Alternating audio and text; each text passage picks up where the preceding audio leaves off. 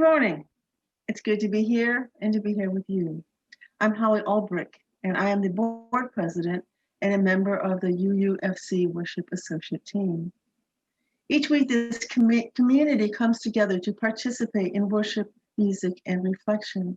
This is where we seek to have our hearts opened and our imaginations fired. This is the place that reminds us that we are deeply connected to one another and to all living beings. Even though our building is closed, we still gather together for weekly online worship. At 11:30 a.m. on Sunday mornings, we also gather for social connection and the sharing of joys and concerns in a Zoom meeting. Please join us. As the pandemic recedes, we look forward to more regular in-person gatherings. If you're joining us for the first time this morning, welcome. This fellowship is a religious community grounded in the heritage and principles of Unitarian Universalism. We seek to create love and community, inspire joy and spiritual growth, and support courageous action. All are welcome regardless of religious background, political persuasion, ethnicity, age, ability, sexual orientation, or gender identity or expression. If you have a desire to explore questions of truth and meaning and are respectful of our diversity of people and beliefs, you found kindred spirits here. If you'd like more information about this fellowship or about Unitarian Universalism, please see information about us on our website, uufc.org. If you're interested in getting our weekly newsletters so you can become connected to our community for online and eventually in-person social events, for our weekly sharing of joys and concerns and our collective efforts to support local social justice work, please reach out to the office by the email on our using the email on our website. I have a few announcements this morning. We celebrate the active participation of 6 UUFC meetings in the Clemson area Pledge to End Racism workshop last Saturday. The second and final session is this coming Saturday. Social time reminder, again, 11:30. Use the Zoom link in the announcement or on the website.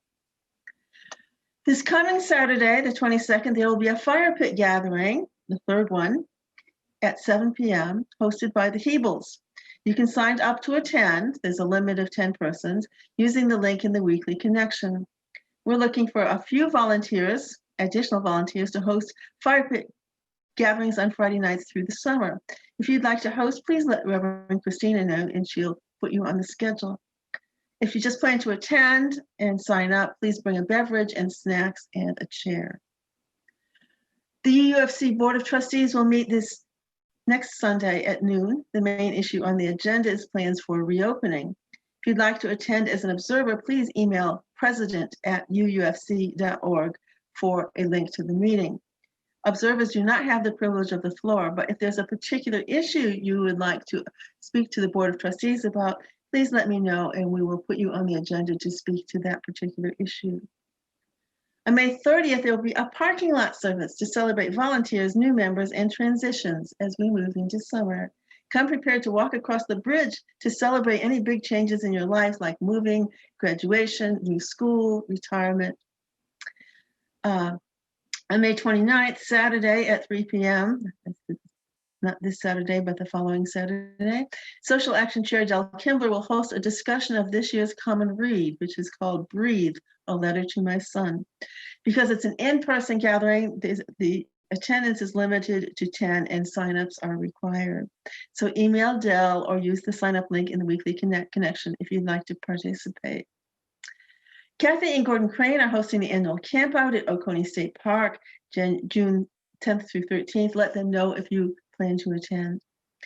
There will be a congregational meeting on June 13th for bylaws changes, financial update, and most important, plans for reopening. It will be a virtual meeting following the Sunday service. Please mark your calendar and plan to attend. Proposed bylaws changes are posted on the website under leadership. On June 19th, Del Kimbler will host a workshop on depolarizing. We'll have more details on that later. And of course, there are regular weekly Zoom events, Coffee with Christina on Wednesdays at 2, Bingo on Thursday evenings, and tomorrow night, meditation at 8 with Jean Malmgren. Links are on the website and in the weekly connection. Our opening words are by Reverend Elizabeth Harding. We Unitarian Universalists don't drink from our chalice. Instead, we use it to hold the flame. The circle of the chalice helps keep the fire small. The flame doesn't blind us. It doesn't burn us. It gives us light. So we can see all the different things in the universe, even the invisible ones, because the Unitarian Universalist flame is a light of learning. The flaming chalice is a symbol of learning. Reverend Christina will now light the chalice and lead us in our weekly affirmation.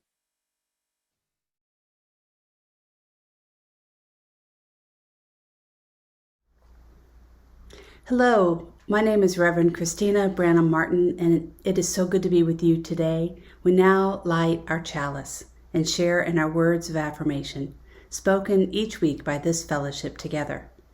We gather in the spirit of love, with justice as our guide. This is our chosen covenant, to dwell together in peace, to seek the truth in freedom, and to care for one another.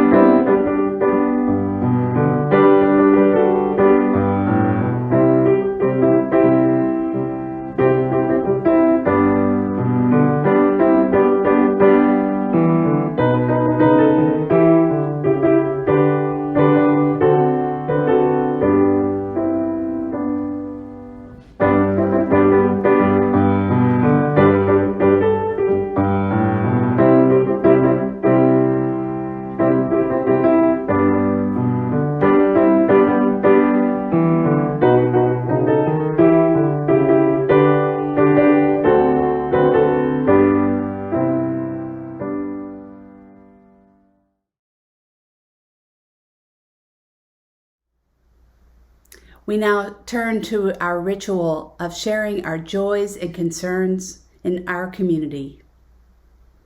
For a celebration shared is doubled, and a concern shared is halved. The first candle I light is brought to us with the attention of Kathy, who said this week she celebrates children. Children and the hope that they bring to us as we hope for a new tomorrow. A tomorrow full of more love, justice, and kindness.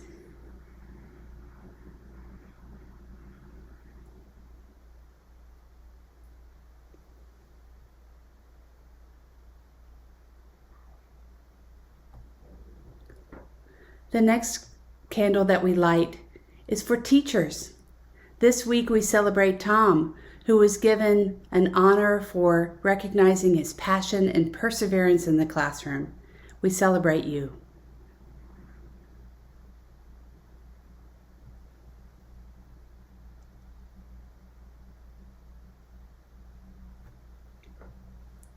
And Susanna, we celebrate your fellowship achieved for many, many years of hard work and perseverance also.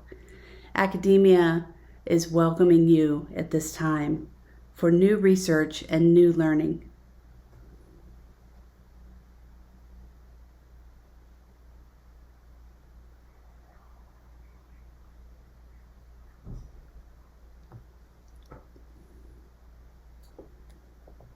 The next candle that we light is one of care and concern.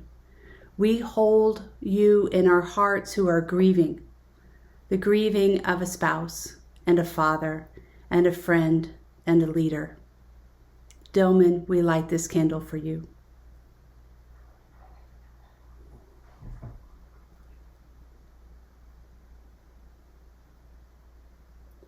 And this last candle is lit for all the cares and concerns that we hold silently in our hearts.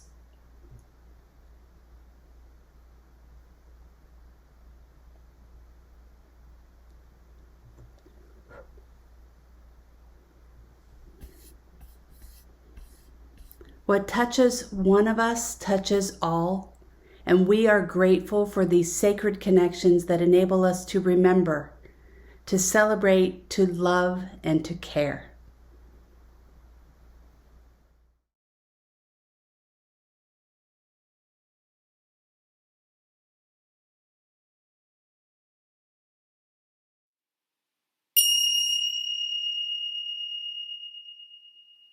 Once upon a time there was a land with forests and rolling fields.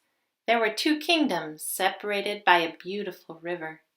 Each kingdom had many peaceful villages, and each kingdom had its own capital city with its own castle where the leaders lived. Atop each castle was that kingdom's flag. One kingdom was the people of the flowers, the other the people of the trees. There were trees and flowers in both kingdoms. It was just a matter of what they focused on. Even though they spoke the same language, they sang different songs and said different prayers. The people of the flowers appreciated the mystery of life and faith in the divine. The people of the trees tended to appreciate the depth of science and human reasoning. The people of both kingdoms were kind people who wanted to care for the land, their families, and make their kingdoms a better place.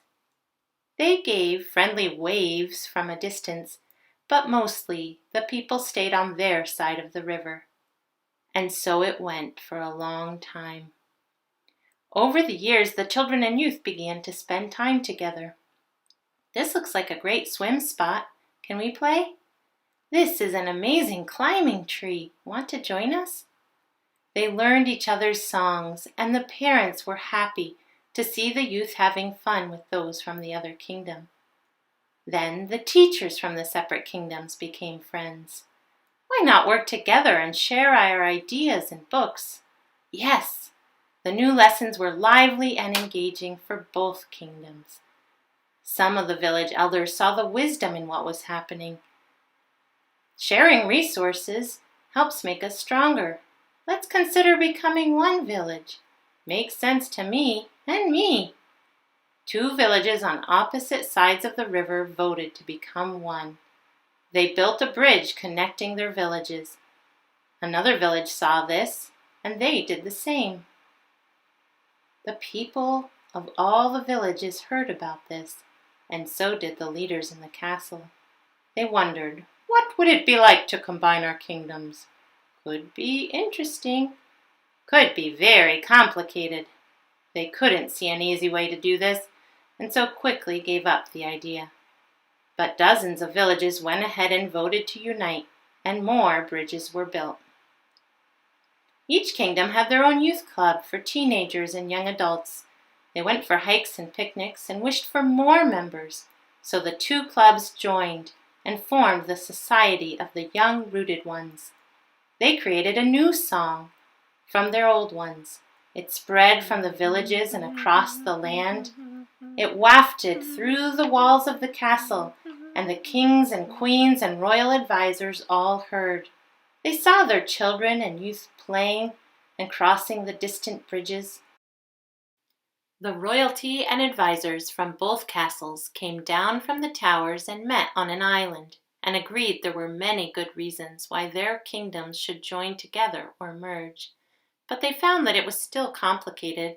Both kingdoms loved to discuss big ideas, so there were lots of meetings.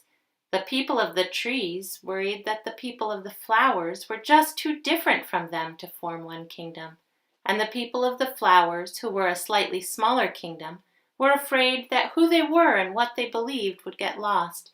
So they drafted a set of agreements. More questions arose. Which castle should become the castle if we united? Which of our leaders would become the new leaders? Shall we use the word the or the word our in this paragraph? The adults spent nearly 10 years coming to agreements. Then they added amendments or changes to what they agreed upon. Finally, the day of the vote arrived. Nearly 2,000 representatives from the many villages and cities gathered together from both kingdoms, and when the votes were counted, the winning decision was clear. We will unite! A cheer rose up from the crowd. Between each city and village, we will build a bridge. Another cheer. The new kingdom had a rather long name, the People of the Flowers and Trees, but it made everyone feel included. Let's create a new flag. And so the work of this new experiment began. They would need a lot of open minds and listening with love going forward, but the people were excited to try out this new idea. Each year they celebrated the anniversary of their joining together, going down to the river to pray and give thanks for one another and what they might create together in the years ahead.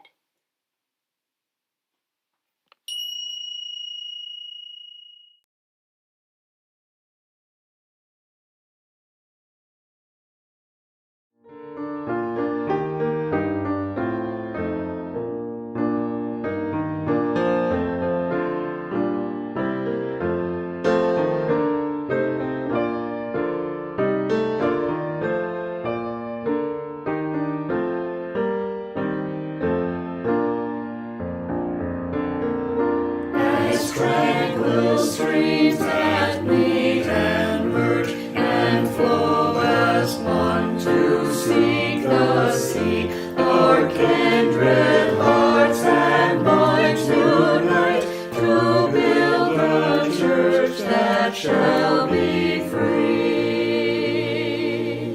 Free from the bonds that bind the mind to narrow thought and lifeless greed, free from a social code that fails to serve the cause of human need. A freedom that reveres the past, but trusts the dawning future more, and bids the soul in search of truth adventure boldly and explore.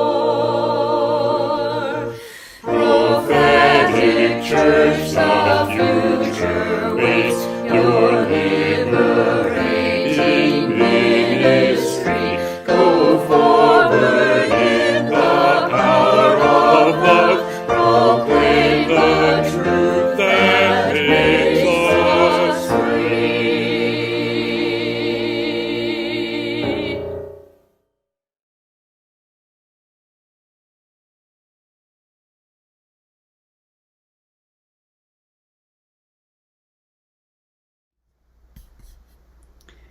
Will you join me in the spirit of prayer and meditation? This week, as we celebrate connections between the Unitarians and the Universalists 60 years ago formally, who joined in the merger on May 15th of 1961, we bring to heart that it's connection and the bridging of things together that are the reasons why we are together in community. So with this, I share these words by Reverend Maureen Killoran. She writes, "Blessed is the ground on which we stand. Holy is this place. Holy are the places of memory, the places which have formed us, where we store the icons of success and shattered dreams, and gathered threads and pieces of what we would become. Here are the places of memory. Holy are the places of the dream, the places over the rainbow where all children are wanted and all people are fed, where colors are the source of celebration and youth and age come to the table as one. Holy are the places of the dream. Holy are the places of change and pain, the places of our struggle where the rivers of our lives run white and fast, and we hold on. We hold on and grow. Holy are the places of change and pain. Holy are the places of connection, the places where we risk ourselves, where hands, touch souls, touch minds, and in awareness still, we change our lives. Holy are the places of connection. Holy are the places of becoming, the places of clear vision, where life and the world are intertwined and we can see forever in the moment and give thanks. Holy are the places of becoming. Blessed is the ground on which we stand. Holy and whole making is this place. Amen.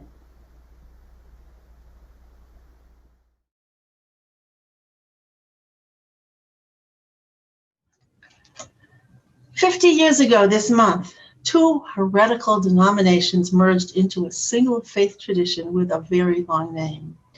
Both the Universalists and the Unitarians have ancient roots in Christianity, but they always, or almost always, bore the label of heretic. Heretic is a label we wear with pride. It means chooser. We choose our faith. It's not imposed on us by an external authority or engraved in stone without any possibility of change. Both of our ancestral faith communities were very strong in the 19th century in this country, only to fall on hard times in the 20th. They flirted with each other, but there were big differences. Universalism was a faith of the heart, while by the 1930s, the dominance of the early humanist movement, Unitarianism, was mostly head. Unitarian services in that time were described as a lecture accompanied by classical music. Universalist services, on the other hand, followed a more traditionally Christian format, including Bible readings, prayer, hymn singing, and other elements of ritual. Unitarians came heavily from the educated urban elites, while Universalists were more from working classes in rural communities. Any marriage counselor would have seen trouble ahead. Among other challenges, the Universalists would have to adopt a motley crew of stepchildren. Lay-led fellowships had been forming since the late 1940s as a desperate survival strategy of the Unitarians. Some of them had grown. Some of these fellowships had grown and called ministers and built buildings and started behaving like churches were supposed to, even if they were at the left fringe of their historic Christian roots. Others were rowdy and adolescent and not very welcoming of people who wanted something a little more ordered and something that spoke to both the head and the heart. My husband and I came to one such congregation in 1990, and we stayed with it through its transformation into a vibrant faith community. The decision to merge in 1961 was a marriage of desperation. The mid-20th century marked a number of mergers in Christian traditions, splits dating back to the Civil War between Northern and Southern Methodists, Northern and Southern Baptists, Northern and Southern Presbyterians were healed, more or less. Methodists and Congregationalists found new merger partners, although the Congregationalists did reject the Universalists as not nearly Christian enough. The Unitarians had potential for growth in urban areas and also emerging college towns, but no money. The Universalists had money, but they'd lost a lot of members because it had become increasingly acceptable for mainline Christians to believe in universal salvation. Universalists also had a creed, although it was a faith statement with built-in loopholes, an escape clause maybe. The Unitarians disdained creeds, although the hyper-rational Humanist Manifesto 1, issued in 1933, bore a striking resemblance to a statement of faith that was in science, progress, and the basic goodness of humanity. It's interesting that that took place in 1933 when they affirmed their faith in reason, progress, and a hopeful human future because it was the year Hitler rose to power in Germany. Today's humanists, represented by the much more centrist Humanist Manifesto 3.0, are much more open to spirituality, meditation, and other traditional faith expressions. But that evolution had not taken place by the time of the merger in 1961. So could this marriage survive? Like most marriages, the path ahead was unpredictable. The fellowships more or less settled down and started behaving like churches, at least the ones that survived and thrived. There's still dozens of tiny fellowships holding the friendship, but most were open to changes that were both challenging and enriching. Our own congregation was one of the longest holdouts, calling its first full-time minister in 1998 after 44 years as a lay-led fellowship. No fools they, the Unitarians and Universalists, drafted a prenuptial agreement. And it was read and affirmed at the 1961 General Assembly. Some of this language you may find familiar, so I will read it to you. It's not very long.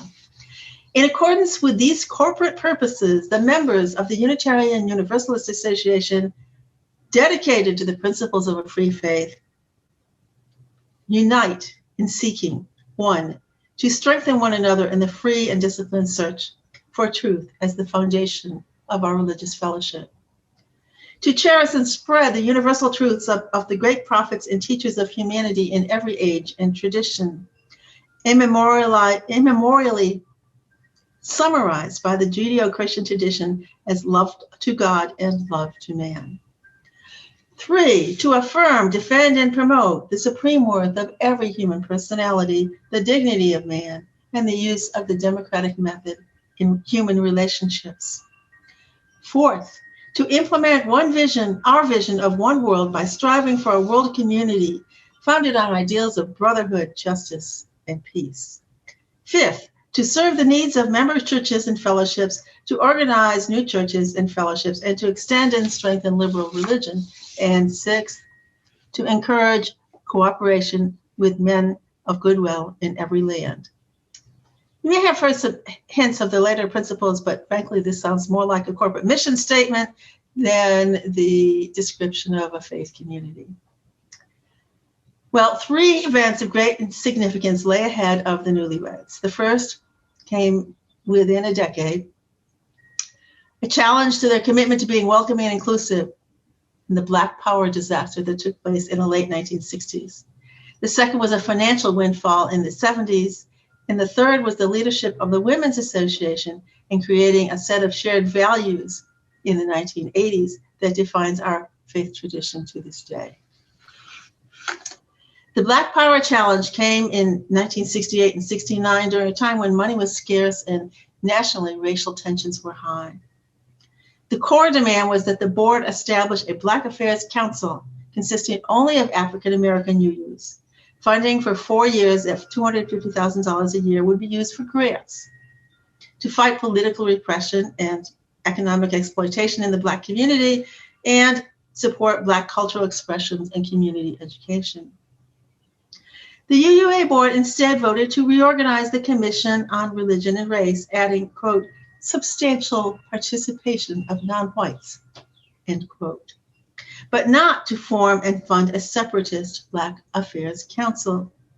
At the 1968 General Assembly, delegates voted to fund a Black Affairs Council from the association budget at the recommended rate of $250,000 a year for 4 years. After a lot of discussion in 1969, the General Assembly proposed to divide funding between the two groups, but delegates voted to fund the Black Affairs Council, but not the biracial group. At the end of the year, the board, facing financial distress and not necessarily agreeing with their delegates, cut funding, and the result was a significant loss of Black members, as well as lingering resentment among those who remained. The financial windfall, a happier story, in the 1970s was a bequest of oil and gas leases in East Germany to a congregation on Long Island, Shelter Rock. The leases proved to be gushers. The gift financed church buildings, planting new congregations, social justice work, and general support. Most any marriage might be stabilized by a sudden inheritance in its early years as incentive to maybe stay together and work out their differences. I know our own congregation benefited from some of these funds to help build our first building and later to call our first minister. The third important development in this marriage was the adoption of the principles and purposes in 1984. And maybe it takes a 13-year marriage to figure out what you're really all about, and what you have in common, and what you're trying to accomplish. This statement of shared vision and values, developed over a 5-year period, replaced the prenuptial agreement. Led by the UU Women's Federation, the authors replaced sexist language, made our religious heritage much more universal in the sources, and put more emphasis on our relationship to the earth. That statement solidified the identity of two disparate faith traditions and made it easier to explain to newcomers and outsiders who we were and how we had evolved as a faith tradition. The only major change since then was the addition of the sixth source in the 1990s, Earth-centered traditions. Currently under consideration at June's General Assembly is a proposal that would make the second major revision in 36 years by adding an eighth principle of anti-racism and further the work of reconciliation within our faith tradition. So, after 60 years of marriage, can the marriage survive? Some people say that long married couples start to look like each other physically. Certainly, few of us think of ourselves as either Unitarians or Universalists, but both. A good marriage is not made by two identical people, but by both partners learning to dwell in peace with and learn from someone who is different, whether in gender or age, politics or tidiness, morning person or night owl, dog person or cat person, Yankee fan or Red Sox fan. Sorry, that's my New England heritage showing. The Black empowerment controversy, the inheritance and its uses, and the development and affirmation of the principles were all milestones on a journey that tested, tried, and strengthened the bonds that bind us in covenant. Unitarians learned to use the words worship and prayer, and even spirituality, and to find comfort and meaning in a certain amount of ritual, a chalice lighting, a benediction, an order of service. Universalists tested the strength of their liberal Christian faith by accepting humanists, atheists, pagans, Buddhists, and Jews as partners in religious community. Many of our neighboring faith communities, mostly Christian, have acknowledged that Unitarian Universalism is a path that is also rich in meaning, purpose, and respect for the sacred, however it may differ from their own, and that we can find ways to work together for the common good. I hope and believe that this odd couple with a very long name has a bright future ahead of it, guided by a vision of working toward heaven and on earth for ourselves and our fellow inhabitants of this sacred planet that we call home. May it be so.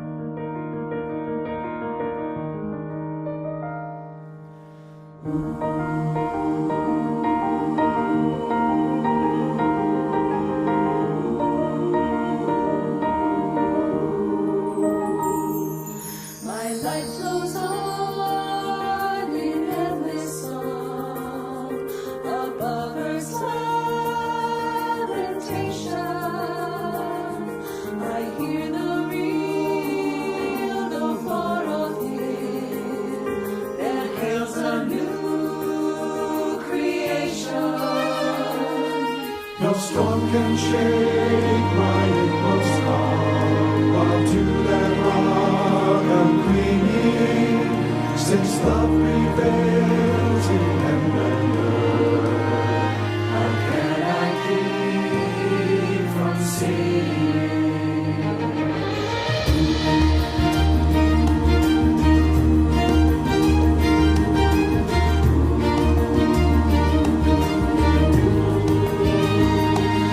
Although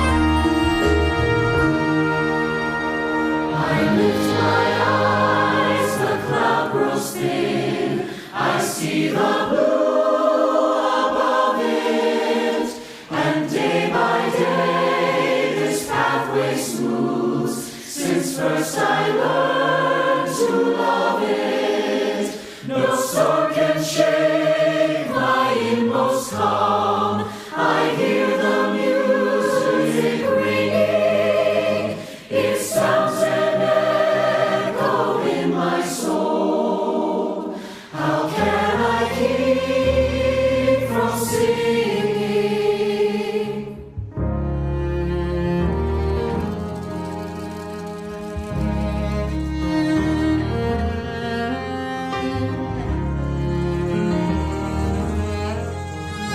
How can I keep from singing? How can I keep from singing?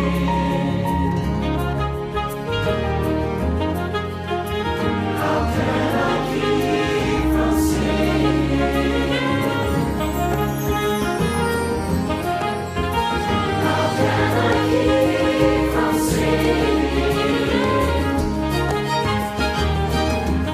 singing? How can I keep from singing? How can I keep from singing?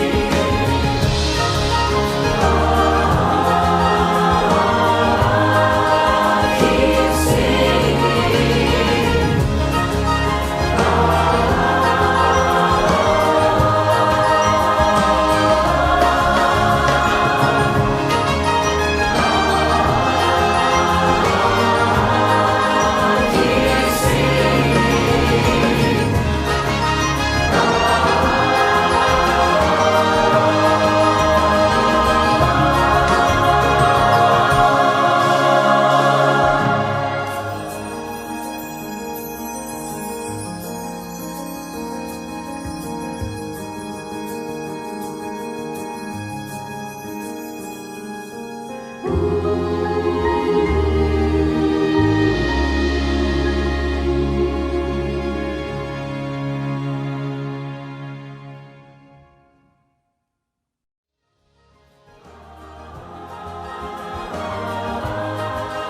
Keep singing. Keep singing.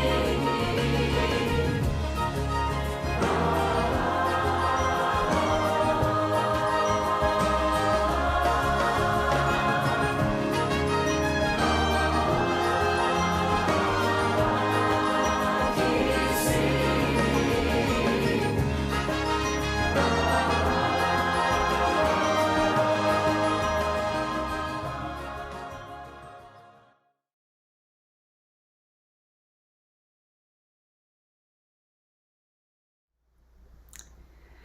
We've come to the end of our worship service, and I extinguish the light of this chalice, but not the light of truth. The warmth of community or the fire of commitment, these we carry in our hearts until we are together again.